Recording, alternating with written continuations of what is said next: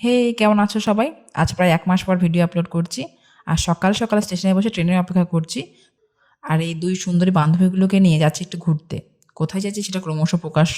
সেটা আমার সাথে ভিডিওতে থাকলেই বুঝতে পারবে কোথায় যাচ্ছি। তো চলো।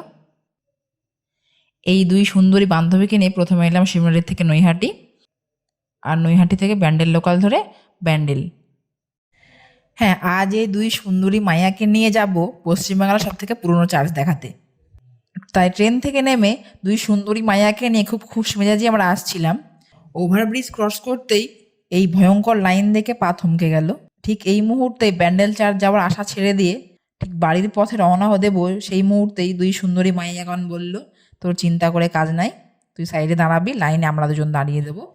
তাই এই সুন্দরী ২ মাইয়াগণকে লাইনে দাঁড় করিয়ে রেখে আমি পাশে দাঁড়িয়ে দিলে ওদেরকে মজা নিচ্ছিলাম। আগের বার এই 25 ডিসেম্বরটা কাটিয়েছিলাম নাগাল্যান্ডে। এত সুন্দর একটা দিন কাটিয়েছিলাম ওখানে, চার্চে গিয়ে সুন্দর প্রেয়ারের মাধ্যমে বা আরও অনেক সুন্দর সুন্দর কিছু অ্যাক্টিভিটিসের মধ্যে দিয়ে। তো এবারে এত সবার মাঝখানে কাটাচ্ছি, প্রত্যেক বছর সবার সমান জানে তার সবথেকে বড় নিদর্শন হচ্ছে আমি নিজেই। তার কারণ আগের বছরটা তো সিম্পলভাবে কাটালাম, কিন্তু এই বছর এত সবার মাঝখানে কাটাবো কোনো ভাবতেই পারিনি। প্রায় ১ যুগ অপেক্ষা করার পর অটোতে উঠলাম। দুঃখের সহিত অটো কাকু ১ মাইল আগেই আমাদের ভাড়া এক্সট্রা নিয়ে নামিয়ে দিল। মাইলখানিক পথ পার করার সময় দেখলাম এই আদিবাসী নাচ, আর নাচ দেখতে গিয়ে এই লাল জামা কাকুরার সাথে হয়ে গেল অ্যাক্সিডেন্ট। ১ মাইল পথ অতিক্রম করতে করতে সুন্দরী মাইয়া স্নেহা বলতেছিল যে মাথার গোল রিংগুলো একটু কিনে দে ভাই, কিনে দে। তা আমরা ওকে তুই ছোট ছোট বলে চুপ করে রেখে ওকে রিংগুলো কিনে দিইনি আমরা কেউ ওকে। ওগুলো ৩০ টাকা ৩৫ টাকা এরকম দাম বলছিল জায়গা ভেসে, কারণ অনেক কটা তো রাস্তায় আস্তে আস্তে ছিল।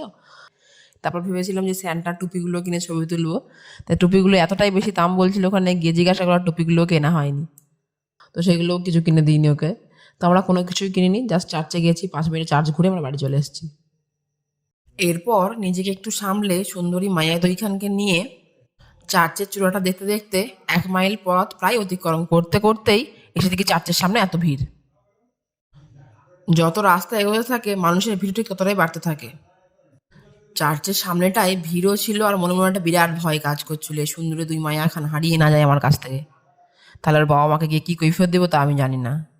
মেন গেটটা দিয়ে ঢুকে প্রথমেই এই সুন্দর একটি দৃশ্য, মা মেরি ও যিশুকে নিয়ে সুন্দর একটা দৃশ্য তৈরি করেছে এখানে তারা। এরপর ওই জায়গাটাকে পিছনে ফেলে চার্চের মেন গেটের দিকে এগিয়ে গেলাম। তো গিয়ে আমাদের সব আশায় জল ঢেলে দিল, কারণ চার্চের মেন গেট বন্ধ ছিল আর ভেতরে আমাদেরকে ঢুকতে দেওয়া হচ্ছিল না।